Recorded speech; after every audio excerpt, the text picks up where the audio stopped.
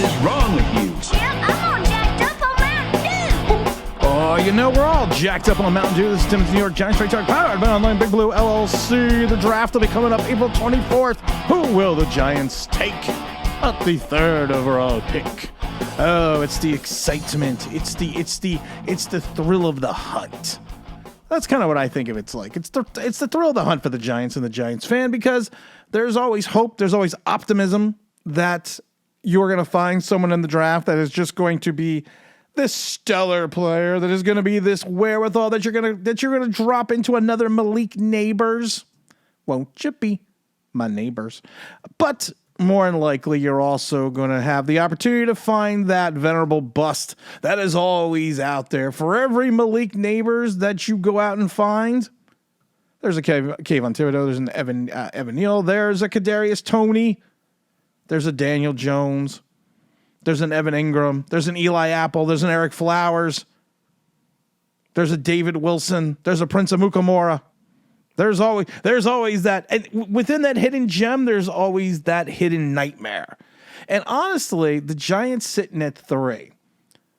I've got 2 tickets to paradise. Well, I don't actually have 2 tickets to paradise, but I am going to be giving away, like we did the last 3 years, a ticket or 2 to hang out with me April 24th at the Giant Draft Party in MetLife. These are not tickets, the general admission tickets. These are season ticket holder tickets, so you're going to get to hang out with me on the field. We'll call the locker room, the draft from the locker room again, like we did the last couple of years. We got a big El Gigante going also in Swing Culture TV. So I think we're going to be giving away 2. Haven't decided yet. We've done this the last couple of years, and it's always been fun.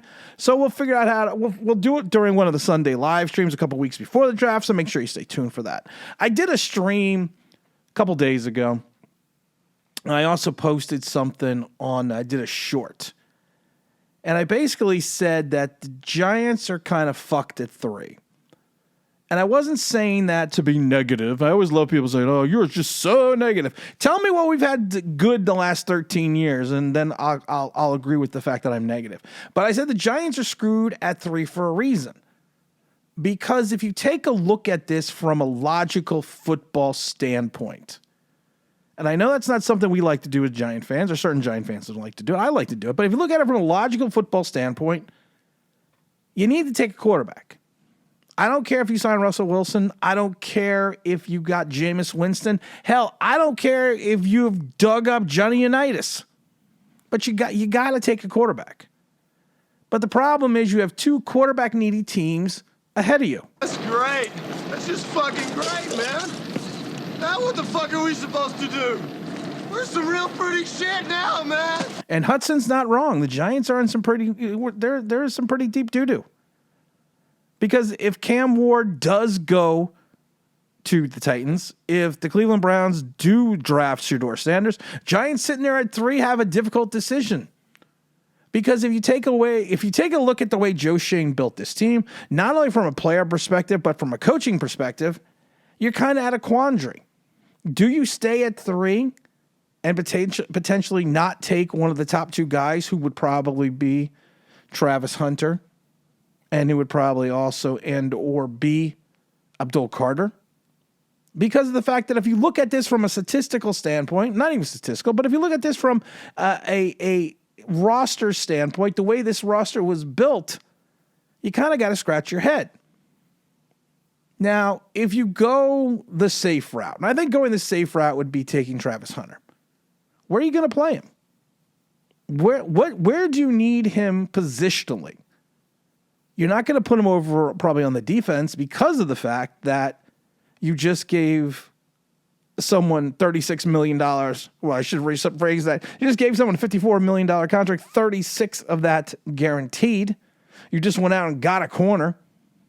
Last year, you went out and drafted, or 2 years ago, I should say now, you went out and drafted a cornerback in the first round in Mr. Banks. Then you turn around last year, you went out and got Drew Phillips, Tyler Nubin. And I know Tyler Nubin, of course, is a safety.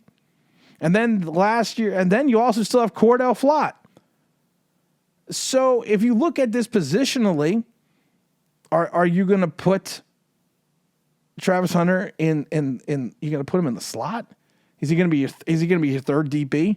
Are you saying that you're giving up on Banks and you're going to move him to the slot?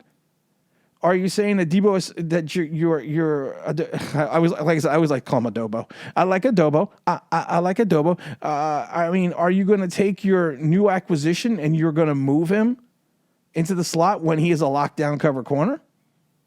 No. And honestly, most scouts say that Travis Hunter's best position is going to be at the corner spot. Now he's going to be a man-to-man press cover corner guy. Same thing with you know what, and that's what cracks me up. The two guys you've brought in recently vis-a-vis the draft and free agency are press cover corners. And the problem with that is if you take a look at Shane Bowen's history, that's not the kind of defense that he runs. He runs this bend, do not break zone style defense. The people that you're bringing in, and if you do bring in Travis Hunter, it doesn't make sense for the style of defense. Like I said, and if we go back into history, we've talked about this a million times before. Shane Bowen has not cultivated any talent in reference to the secondary outside of 2 years with Jim Schwartz. If you take a look at his very first year, Shane Bowen's defense, which was the year he did not wear the moniker of defensive coordinator. They did not have a defensive coordinator that year in Tennessee. Mike Vrabel said the same thing. They went 11-5, but they had a god-awful defense, god-awful secondary. And they got smoked, I believe, in the first round of the playoffs in the wild card game. So what happens is Vrabel reaches into his bag of tricks. He calls Jim Schwartz out of retirement, begs him out of retirement, and he basically comes in and mentors Shane Bowen. Now, this is all I think it was the Daily Tennessean. You could actually read all about this. Jim Schwartz talks about this, how his job was to come into Tennessee and be another set of eyes and basically a mentor for the defensive staff. Now, over the 2 years that Jim Schwartz was this mentor, the secondary in Tennessee improved. Now, their playoff appearances didn't really improve, but the secondary improved. Now, the minute that Jim Schwartz left and took the job in Cleveland, the next season, the secondary just fell off the fucking planet. And it's the same thing that happened here last year. Deontay Banks had a terrible year. You could talk all you want about Drew Phillips, but the league still almost completed 80% of their passes for almost 10 yards of reception. You had Banks fall off the fucking planet, and a lot of that had to do with poor safety play in reference to Pinnock and Dane Belton and others, even Tyler Newman, because no one wants to admit that Tyler Newman should be more of a linebacker, but we're not going to get into that. So you're taking a look at the fact that you can't really take Travis Hunter and make him a defensive back in this scheme, and that's probably his best position. So what are you going to do? You're going to move him over to the offensive side of the ball? Great. So you're going to take away targets from Malik Neighbors and then pretty much wash out Wan'Dale Robinson. And Wan'Dale Robinson's already been really relegated to the slot, but you also just gave $36 million to Darius Slayton.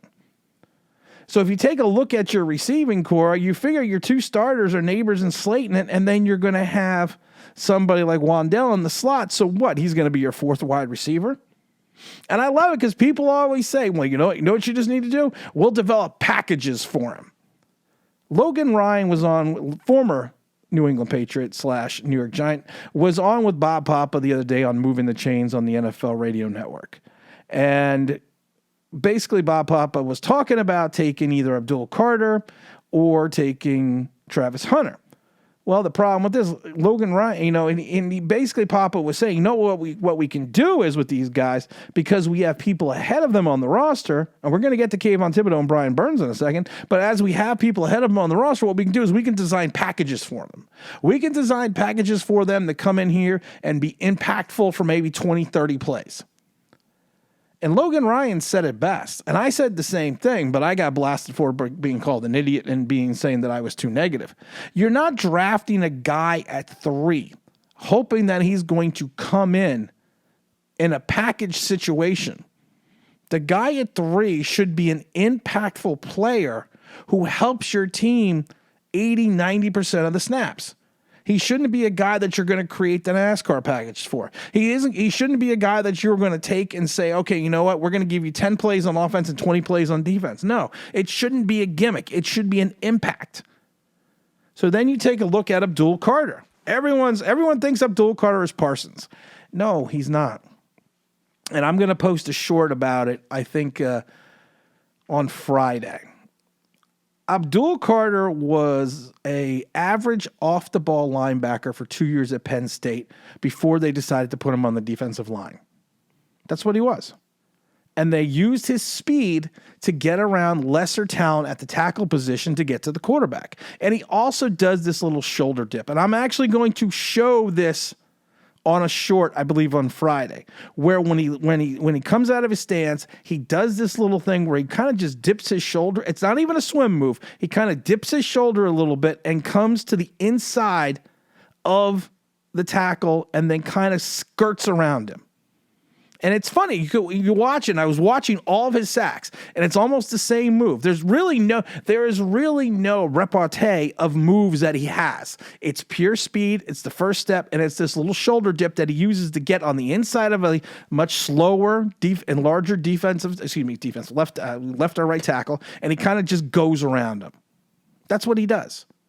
He's not going to give you, and the people talk about, well, and he also had a lot of, tackles for losses. Yeah, because he's still using the same shoulder dip move. The only problem with that is you're not going to be able to do that in the NFL.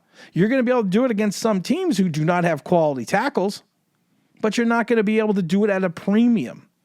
And again, like Logan Ryan says, you do not want to bring in a guy that's going to be a package guy at 3. Sitting at 3, you need an impact player. And the problem is, we have 2 other guys at the same position. Submitted for your approval.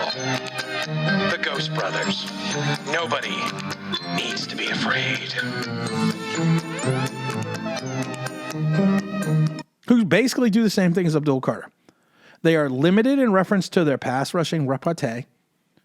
They have limited moves. They get taken out of place quite extensively and quite easily. I laugh because, again, NFL Network, NFL Radio Network said, same thing I said. In reference to assets for Brian Burns, you did a good trade. The problem is then you gave $120 million to an 8-sack guy, and I admit it freely, I was completely wrong because he got 8.5 sacks. So you can't go out and get an Abdul Carter when you have Kayvon Thibodeau and Brian Burns, and you're going to sit there and say, oh, well, okay. We're gonna do this, but where are you gonna play him? He's gonna be, again, a package player. I had some moron leave a comment saying, "Well, you ever heard of the NASCAR package?" Well, yeah, you are not going to take Abdul Carter and make him a guy that gets 30-40% of the snaps by using a NASCAR package and taking him at 3, because you have 2 guys ahead of him, and if you pick up the $16 million option for next year for Kayvon Thibodeau. What you're gonna have $36 million tied in to Kayvon Thibodeau and Brian Burns, another 25 to 30 in reference to Dexter Lawrence. So you're gonna have $60 million tied into in salaries on your defensive line position, and you have to hope that you're gonna be able to get to the quarterback. We all know that Brian Burns and Kayvon Thibodeau disappear. And then if you don't pick up the option on Kayvon Thibodeau, what are you saying then? That you made another mistake with Kayvon Thibodeau? And you have to turn around and draft his replacement this year because you're not going to pick up the 5th-year option? Again, like I said, this is a vicarious spot for to be in. The smart play, if you're not taking a quarterback, is to trade down. Trade down, get some assets, and take a value pick. I can't take Mason Graham at 3. I'm not taking a defensive tackle at 3 when I have Dexter Lawrence. I'm not taking a running back. I'm not taking a wide receiver. Maybe you take an offensive lineman. But look at the landscape and look at your roster's landscape as well. And you can see clearly that outside the quarterback position right now, I'm not saying these guys would be a reach, but they don't fit the roster because they need to, like Logan Ryan said, and I said, you're taking a guy at 3, he needs to be an impact player. Now, the only problem is, of course, we've talked about it before. I've always said you have to wait for at least 3 to 4 years before you can determine a draft. So it'll be 3 years since the 2022 draft. Beavers is gone. McKeithen is gone. DJ Davidson is garbage. McFadden, there's never been a tackle he couldn't miss. Dane Belton, I don't know how he's still even on a roster. Everyone talks about the 2 interceptions, but I also like to bring up the fact that he was the trailer on like 5 touchdowns, passing touchdowns in a row after that. Dane Bellinger, you thought so much of Dane Bellinger that you went out and got Theo Johnson. Cordell Flott, average at best. Joshua Zuda, he's not going to turn anything. Wandale Robinson's 3 yards in a cloud of dust, and you have 2 potential busts in Evan Neal and Kayvon Thibodeau. So you really think and the 2023 draft class isn't looking too great either right now, because some people are saying Banks is a flop. JMS led the league in penalties for a center his rookie season, led the league in sacks allowed by a center. He's an undersized center who gets pushed around by a bull rusher. Like we said, Joe Tippmann was a much better prospect. And like I said, unless he could figure out how to use leverage, he was going to have a lot of problems. Jalen Hyatt, now looks like he's a bust. Eric Gray, the Gray Ghost, I don't even know why he's there. Tay Hawkins had maybe 3 good quarters in his last 2 years. Jordan Riley is nothing, and Owens is gone. So we're already not looking good at the 2022 and 2023 draft. Now, everyone forgets 2022. We had 2 number 1s, 2 number 3s, 2 number 4s, and 3 number 5s, 3 fifth rounders. So are we saying that we're going to allow Joe Shane to wheel and deal and trade down to get assets and to get a player that actually fits what we need? Great balls of fire. That, of course, goes out to the Iceman. Val Kilmer had passed away. He lost his battle with cancer, so we always say our condolences to Val Kilmer and his family. But it's just a mess. Like I said, the Giants are the only one that can 2 years in a row. They're the only ones that can screw themselves up by getting garbage wins when we don't need them. Oh, we're gonna have a big old live stream on Sundays. Make sure you stay tuned for that. And as always, don't forget to like, don't subscribe, don't forget to ring that bell because you want to know why. That'll be awesome.